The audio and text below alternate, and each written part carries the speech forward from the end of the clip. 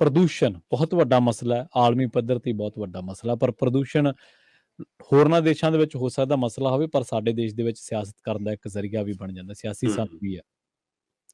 ਪੰਜਾਬ ਨੂੰ ਬਹੁਤ ਭੰਡਿਆ ਗਿਆ ਕਿ ਬਈ ਪੰਜਾਬ 'ਚੋਂ ਪ੍ਰਦੂਸ਼ਣ ਦਿੱਲੀ 'ਚ ਜਾਂਦਾ, ਦਿੱਲੀ ਦੇ ਵਿੱਚ ਲੋਕਾਂ ਨੂੰ ਬਿਮਾਰੀਆਂ ਹੁੰਦੀਆਂ ਨੇ, ਬੜਾ ਕੁਛ ਕਿਹਾ ਗਿਆ। ਪਰ ਹੁਣ ਇੱਕ ਖਬਰ ਆਈ ਹੈ, ਉਹ ਕਹਿ ਰਹੀ ਹੈ ਕਿ ਪੁਰਾਣੀਆਂ ਗੱਡੀਆਂ ਨੇ ਰਾਜ਼ ਖੋਲ੍ਹਿਆ, ਪੰਜਾਬ ਦਿੱਲੀ 'ਚ ਨਹੀਂ ਬਲਕਿ ਦਿੱਲੀ ਪੰਜਾਬ ਦੇ ਵਿੱਚ ਫੈਲਾ ਰਹੀ ਹੈ ਪ੍ਰਦੂਸ਼ਣ। ਪ੍ਰਵੀਨ ਜੀ, ਇਸ ਤਰ੍ਹਾਂ ਕਿ ਕੱਲ ਪੰਜਾਬ ਕੈਬਨਿਟ ਦੀ ਇੱਕ ਬੈਠਕ ਸੀ। ਉਸ ਕੈਬਨਿਟ ਦੀ ਬੈਠਕ ਦੇ ਵਿੱਚ ਪੰਜਾਬ ਨੂੰ ਲੈ ਕੇ ਕਈ ਅਹਿਮ ਫੈਸਲੇ ਕੀਤੇ ਗਏ, ਜਿਨ੍ਹਾਂ 'ਚ ਫੈਸਲਿਆਂ 'ਚ ਇੱਕ ਫੈਸਲਾ ਪੁਰਾਣੀਆਂ ਗੱਡੀਆਂ ਨੂੰ ਲੈ ਕੇ ਵੀ ਹੋਇਆ ਤੇ ਨਵੀਆਂ ਗੱਡੀਆਂ ਦੀ ਰਜਿਸਟ੍ਰੇਸ਼ਨ ਨੂੰ ਕਰਾਉਣ ਨੂੰ ਲੈ ਕੇ ਹੋਇਆ। ਉਹਦੇ ਵਿੱਚ ਹੀ ਰਾਜ਼ ਖੁੱਲਿਆ। ਸੋ ਜੇਕਰ ਮੈਂ ਕੁਝ ਮੋਟੇ-ਮੋਟੇ ਫੈਸਲਿਆਂ ਤੇ ਗੌਰ ਕਰਾਂ ਤਾਂ ਸਭ ਤੋਂ ਪਹਿਲਾਂ ਕੁਝ ਚੰਗੀਆਂ ਭਰਤੀਆਂ ਦੀ ਗੱਲ ਇਹਦੇ ਵਿੱਚ ਖੁੱਲ੍ਹ ਕੇ ਸਾਹਮਣੇ ਆਈ ਆ। ਉਹਦੇ ਵਿੱਚ ਜਿਵੇਂ ਹੈ ਕਿ ਸਰਕਾਰੀ ਸਕੂਲਾਂ ਦੀ ਸਾਫ਼ ਸਫਾਈ ਲਈ ਤੇ ਸੁਰੱਖਿਆ ਦੇ ਲਈ 14,000 ਮੁਲਾਜ਼ਮ ਰੱਖੇ ਜਾਣਗੇ।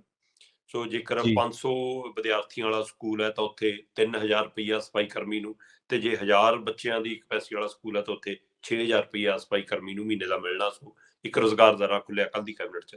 ਇਸੇ ਤਰ੍ਹਾਂ ਮਿਲਕ ਫੈਡ ਤੇ ਇਹਦੇ ਨਾਲ ਸੰਬੰਧਿਤ ਮਿਲਕ ਯੂਨੀਅਨਾਂ ਵਿੱਚ ਵੀ ਗਰੁੱਪ ਸੀ ਤੇ ਗਰੁੱਪ ਡੀ ਦੀਆਂ 500 ਤੋਂ ਵੱਧ ਅਹੁਦੇ ਭਰੇ ਜਾਣੇ ਨੇ। ਸੋ ਉਹ ਵੀ ਇੱਕ ਰੁਜ਼ਗਾਰ ਦਾ ਰਾਹ ਖੁੱਲ ਰਿਹਾ।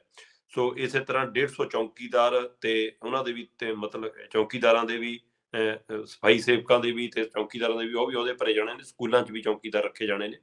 ਸੋ ਇਹਦੇ ਨਾਲ ਇੱਕ ਹੋਰ ਗੱਲ ਨਿਕਲ ਕੇ ਆਈ ਕਿ ਬਾਈ ਜੀ, ਇਸ ਵਾਰ ਸਕੂਲਾਂ ਦੇ ਵਿੱਚ ਸਕੂਲ ਪ੍ਰਬੰਧਕ ਕੰਟਰੈਕਟ ਬੇਸ ਤੇ ਸਕੂਲ ਮੈਨੇਜਰ ਰੱਖੇ ਜਾਣੇ ਜੀ। ਇੱਥੇ ਥੋੜੇ ਜਿਹੇ ਸ਼ੰਕੇ ਸ਼ੋਭੇ ਖੜੇ ਆ ਕਿ ਇਹ ਮੈਨੇਜਰ ਕਿਤੇ ਉਵੇਂ ਤਾਂ ਨਹੀਂ ਜਿਵੇਂ ਸਰਕਾਰ 'ਚ ਦਿੱਲੀ ਤੋਂ ਮੈਨੇਜਰ ਲਾਏ ਹੋਏ। ਬਿਲਕੁਲ ਸਹੀ ਹੈ ਜੀ। ਕਿਤੇ ਇਹ ਨਾ ਹੋਵੇ ਕਿ ਬਾਕੀ ਸਾਰਾ ਕੁਝ ਇੱਥੇ ਵਾਲਾ ਤੇ ਉਹਨਾਂ ਦੇ ਉੱਪਰ ਕੁੰਡਾ ਦਿੱਲੀ ਦਾ ਲੱਗ ਜਾਵੇ, ਹਨਾ। ਇੱਕ ਸ਼ੰਕੇ ਸ਼ੋਭੇ 'ਚ ਖੜੇ ਚਲੋ, ਪਰ ਕੁਝ ਫੈਸਲੇ ਉਹਨਾਂ ਦੇ ਵਿੱਚ ਹੀ ਮੰਤਰੀਆਂ ਦੇ ਫੰਡਾਂ 'ਚ ਕਟੌਤੀ ਵੀ ਕੀਤੀ ਗਈ। ਜਿਹੜਾ ਮੰਤਰੀਆਂ ਨੂੰ ਰੈਗੂਲਰ ਫੰਡ ਮਿਲਦਾ ਹੈ, ਮਤਲਬ ਕਿ ਸਾਲਾਨਾ ਫੰਡ, ਉਹ 3.5 ਕਰੋੜ ਹੁੰਦਾ, ਜਿਹੜਾ ਉਹ ਆਪਣੀ ਇੱਛਾ ਨਾਲ ਵੰਡ ਸਕਦੇ ਨੇ। ਉਹ 'ਚ ਕਟੌਤੀ ਕਰਕੇ 1.5 ਕਰੋੜ ਕਰ ਦਿੱਤਾ ਗਿਆ। ਠੀਕ ਹੈ। ਸੋ ਇਸ ਲਈ ਕਿ ਹਾਂ, ਉਹ ਜਿਹੜਾ ਆਪਣਾ ਫੰਡ ਵੰਡ ਸਕਦੇ ਨੇ, ਹਨਾ। ਤੇ ਉਹਦੇ ਵਿੱਚ ਬੇਸ਼ੱਕ ਮੁੱਖ ਮੰਤਰੀ ਹੋਰਾਂ ਦਾ ਜਿਹੜਾ ਫੰਡ ਹੈ ਉਹ 5 ਕਰੋੜ ਬਰਕਰਾਰ ਹੈ, ਤੇ ਪਰ ਬਾਕੀਆਂ 3.5 ਤੋਂ 1.5 ਕਰੋੜ ਕਰ ਦਿੱਤਾ। ਚਲੋ, ਪਰ ਹੁਣ ਆਪਾਂ ਆਉਂਦੇ ਹਾਂ ਉਸ ਖਬਰ ਤੇ ਜਿਹੜਾ ਜ਼ਿਕਰ ਤੁਸੀਂ ਕਰ ਰਹੇ ਹੋ। ਪ੍ਰਵੀਨ ਜੀ, ਅਕਸਰ ਇਹ ਮੁੱਦਾ ਬਣਦਾ ਰਿਹਾ ਕਿ ਜੀ ਪਰਾਲੀ ਨੂੰ ਅੱਗ ਲੱਗ ਗਈ ਜੀ, ਪੰਜਾਬ ਵਾਲਾ ਧੂੰਆਂ ਦਿੱਲੀ ਪਹੁੰਚ ਗਿਆ ਜੀ। ਸੋ ਆਪਾਂ ਅਕਸਰ ਗੱਲ ਕਰਦੇ ਹਾਂ ਕਿ ਪੋਲਿਊਸ਼ਨ ਦਾ ਪੋਲਿਊਸ਼ਨ ਹੈ, ਉਹ ਦਿੱਲੀ ਨੂੰ ਜੇ ਨੁਕਸਾਨ ਕਰਦਾ, ਪੰਜਾਬ ਨੂੰ ਤਾਂ ਉਹ ਨਹੀਂ ਕਰਦਾ। ਤੇ ਉਹਦਾ ਹੱਲ ਸਰਕਾਰਾਂ ਨਹੀਂ ਦੇਣਾ, ਦਿੱਲੀ ਉਹ ਬੈਠੇ ਨੇ ਸਾਰੇ ਜਿਨ੍ਹਾਂ ਨੇ ਹੱਲ ਦੇਣਾ। ਪਰ ਦਿੱਲੀ ਦਾ ਪੋਲਿਊਸ਼ਨ ਦਿੱਲੀ ਨੂੰ ਕਦੇ ਨਹੀਂ ਦਿਖਦਾ, ਚਾਹੇ ਉਹ ਕੂੜੇ ਦਾ ਢੇਰ ਸਵਾਗਤ ਕਰਦਾ ਹੋਵੇ ਤੁਹਾਡਾ ਬੂਹੇ ਦੇ ਉੱਤੇ ਹੀ ਹੈ, ਤੇ ਚਾਹੇ ਉਹਦੇ ਅੰਦਰ ਦਾ ਗੰਦ ਹੋਵੇ, ਚਾਹੇ ਸਾਰਾ ਕੁਛ ਹੋਵੇ, ਉਹਦੀ ਜ਼ਿਕਰ ਕਦੇ ਨਹੀਂ ਆਉਂਦਾ। ਪਰ ਹੁਣ ਕੱਲ ਪੰਜਾਬ ਸਰਕਾਰ ਜਦੋਂ ਕੈਬਨਿਟ ਦੀ ਬੈਠਕ ਕਰ ਰਹੀ ਸੀ, ਉਹਦੇ ਵਿੱਚੋਂ ਸਕ੍ਰੈਪ ਪਾਲਿਸੀ ਲੈ ਕੇ ਆਈ ਕਿ ਜਿਹੜੀਆਂ ਪੁਰਾਣੀਆਂ ਗੱਡੀਆਂ ਨੇ ਉਹਨਾਂ ਨੂੰ ਤੁਸੀਂ ਜੇਕਰ ਸਕ੍ਰੈਪ ਕਰਾਉਂਦੇ ਹੋ ਤਾਂ ਨਵੀਂ ਗੱਡੀ ਲੈਣ ਲੱਗੇ ਤੁਹਾਨੂੰ ਰਜਿਸਟ੍ਰੇਸ਼ਨ ਦੇ ਵਿੱਚ ਟੈਕਸ 'ਚ 25% ਛੂਟ ਮਿਲੂਗੀ। ਮਤਲਬ ਜਿਹੜੀ ਅਸੀਂ ਟਰਾਂਸਪੋਰਟ ਕੋਈ ਮਤਲਬ ਵਪਾਰਕ ਖੇਤਰ ਲਈ ਗੱਡੀ ਵਰਤਦੇ ਹਾਂ, ਉਸ ਨੂੰ ਅਸੀਂ 8 ਸਾਲ ਬਾਅਦ ਮਤਲਬ ਕਿ ਇਸ 'ਚ ਲਿਆ ਸਕਦੇ ਹਾਂ ਸਕ੍ਰੈਪ ਪਾਲਿਸੀ ਦੇ ਵਿੱਚ। ਤੇ ਉਹਨੂੰ ਉਹ ਕਰਾਉਣ ਦੇ ਨਾਲ ਮਤਲਬ ਕਿ ਉਸ ਦੇ ਲਈ, ਤੇ ਜਿਹੜੀ ਦੂਜੀਆਂ ਨੇ ਸਾਡੀਆਂ ਪ੍ਰਾਈਵੇਟ ਗੱਡੀਆਂ, ਉਹਦੇ 15 ਸਾਲ। ਸੋ ਇਸ ਹਵਾਲੇ ਨਾਲ ਕੀਤਾ ਗਿਆ ਕਿ ਉਹ 15 ਸਾਲ ਪੁਰਾਣੀਆਂ ਗੱਡੀਆਂ ਨਾ ਚਲਾਓ, ਉਹਨਾਂ ਨੂੰ 10 ਸਾਲ ਬਾਅਦ ਜੇਕਰ ਤੁਸੀਂ ਕਰਾ ਲੈਂਦੇ ਹੋ, ਜਿਵੇਂ ਦਿੱਲੀ ਦੇ ਵਿੱਚ ਪਹਿਲਾਂ ਤੋਂ ਹੀ ਹੈਗਾ। ਸੋ ਹੁਣ ਇਹਨਾਂ ਨੇ ਦੋ ਚੀਜ਼ਾਂ ਕੀਤੀਆਂ ਕਿ ਜਿਹੜਾ ਮੋਟਰ ਵਹੀਕਲ ਟੈਕਸ ਹੈ ਉਹਨੂੰ ਅਸੀਂ 25% ਦੀ ਛੂਟ ਦੇਵਾਂਗੇ ਹੈ, ਤੇ ਜੇਕਰ ਪ੍ਰਾਈਵੇਟ ਵਾਹਨ ਨੇ, ਲੋਕਾਂ ਦੇ ਨਿੱਜੀ ਘਰਾਂ ਦੇ ਵਾਹਨ ਨੇ, ਉਹ 10 ਸਾਲ ਬਾਅਦ ਜੇਕਰ ਸਕ੍ਰੈਪ ਕਰਾਉਂਦੇ ਨੇ ਤਾਂ ਉਹਨਾਂ ਨੂੰ 25,000 ਤੱਕ ਛੂਟ ਬਣਦੀ ਆ, ਤੇ ਜੇਕਰ ਦੂਜੀਆਂ ਟਰਾਂਸਪੋਰਟ ਗੱਡੀਆਂ ਤਾਂ 15% ਤੱਕ ਛੂਟ ਬਣਦੀ ਆ। ਸੋ ਇਹਦੇ ਨਾਲ ਇੱਕ ਰਾਹਤ ਆ। ਮਤਲਬ ਇਸ ਹਵਾਲੇ ਨਾਲ ਮਤਲਬ ਇਹ ਹੈ ਕਿ ਲੋਕ ਪੁਰਾਣੀਆਂ ਗੱਡੀਆਂ ਤੋਂ ਬਚਣਗੇ। ਇਹਦਾ ਮਤਲਬ ਇਸ ਪਾਸੇ ਸਰਕਾਰ ਵੱਧ ਰਹੀ ਆ ਕਿ 10 ਸਾਲ ਤੋਂ ਬਾਅਦ ਪੁਰਾਣੀ ਗੱਡੀ ਨੂੰ ਦੁਬਾਰਾ ਨਾ ਚਲਾਇਆ ਜਾਵੇ। ਆਮ ਤੌਰ ਤੇ ਜਿਹੜੀਆਂ ਗੱਡੀਆਂ ਨੇ ਉਹ 15 ਸਾਲ ਲਈ ਹੁੰਦੀਆਂ ਨੇ। 15 ਸਾਲ ਤੋਂ ਬਾਅਦ ਉਹ 5-5 ਸਾਲ ਫਿਰ ਪਾਸ ਕਰਾ ਕੇ, 2-2 ਸਾਲ ਲਈ ਪਾਸ ਕਰਾ ਕੇ ਵਧਵਾ ਲਈਆਂ ਜਾਂਦੀਆਂ ਨੇ।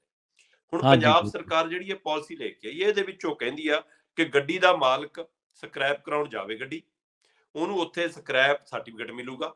ਉਹ ਸਰਟੀਫਿਕੇਟ ਨੂੰ ਆ ਕੇ ਲਾਇਸੈਂਸ ਅਥਾਰਟੀ ਕੋਲ ਜਮ੍ਹਾਂ ਕਰਾ ਦੇਵੇ। ਉਸ ਦੇ ਆਧਾਰ ਤੇ ਉਹਨੂੰ ਰਜਿਸਟ੍ਰੇਸ਼ਨ ਦੇ ਵਿੱਚ 25% ਛੂਟ ਮਿਲ ਜਾਣੀ ਹੈ।